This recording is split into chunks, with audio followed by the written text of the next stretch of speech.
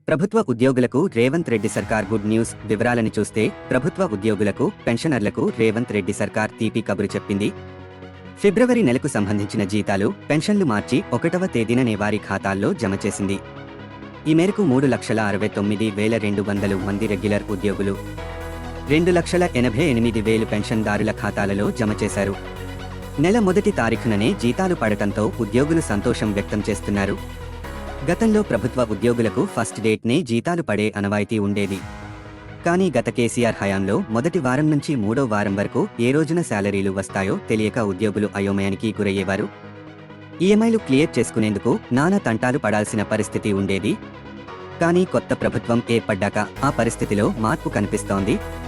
December నెల జీతం జనవరి 6వ తేదీన జమ చేయగా జనవరి నెల జీతం ఫిబ్రవరి 7న జమ చేశారు.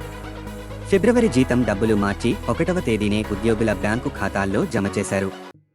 ఇలాంటి ఆసక్తికరమైన అప్డేట్స్ కోసం ఛానల్ని సబ్స్క్రైబ్ చేయండి. వీడియో నచ్చినట్లయితే లైక్ చేయండి.